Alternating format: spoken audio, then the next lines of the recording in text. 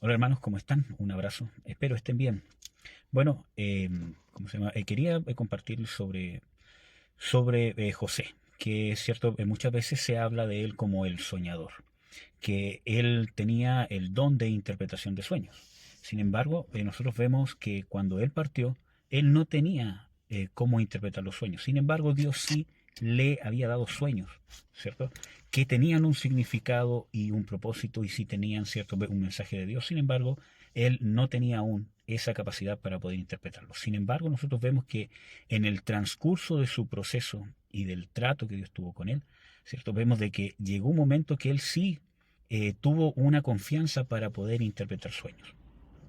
Sin embargo, vemos que no quedó solamente ahí, sino que también vemos que cuando es presentado ante Faraón, nosotros vemos a un José que no solamente confiaba y reconocía que para interpretar los sueños realmente no es él el que lo hacía, sino Dios, ya que él mismo dice de que las interpretaciones son de Dios, sino que vemos a un José con sabiduría.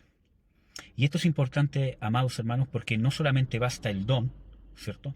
No solamente basta ser un receptáculo de sueños que ciertamente son divinos, ¿cierto? Sino que también hay que pulirlo. Y no solamente eso, sino que el trato adquirió a José sabiduría. O puso cierto, se llama en José, sabiduría. No solamente fue un hombre que tenía un don o que tenía un llamado o que Dios le había dado un sueño o una promesa o un milagro, ¿cierto? Que mira que yo te voy a hacer esto, que te voy a poner aquí, que se van a postrar ante ti. No solamente era eso, porque eso no basta. Esa es la punta del iceberg, sino que realmente nosotros vemos a un José que ni siquiera tampoco era solamente ejercitar el don, sino que era un José, un hombre sabio. Y eso es lo que trajo el trato. ¿Cómo vemos esto? Cuando es presentado ante Faraón, no solamente entrega la interpretación correcta del sueño, cuando Faraón tiene dos sueños, ¿cierto? Sobre los 7 años de hambre, ¿cierto? Que iban a venir después de estos 7 años donde iba a haber gran abundancia. Sino que vemos a un José que después de interpretar el sueño, da un consejo. Dice, Faraón tiene que buscar un hombre sabio que recolecte esto, etcétera, etcétera.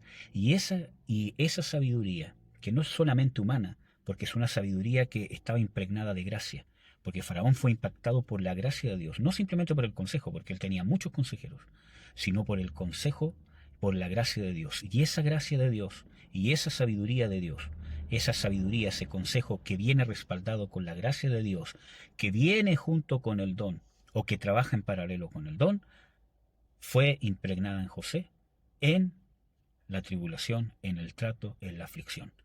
No solamente en el trato, sino en la fidelidad, en la perseverancia durante el trato. Así que te animo a perseverar, te animo a que en el trato seas fiel. Mientras estamos en el trato de Dios o en una tribulación, en lo que sea, mantengámonos o corrijámonos, arrepintámonos, cambiemos lo que tenemos que cambiar para permanecer fieles. Solo de esa manera vas a poder ser un hijo de Dios o una hija de Dios sabio, no solamente con un don, sino con un don trabajado y con un don impregnado de sabiduría y de gracia. Que Dios te bendiga. Un abrazo.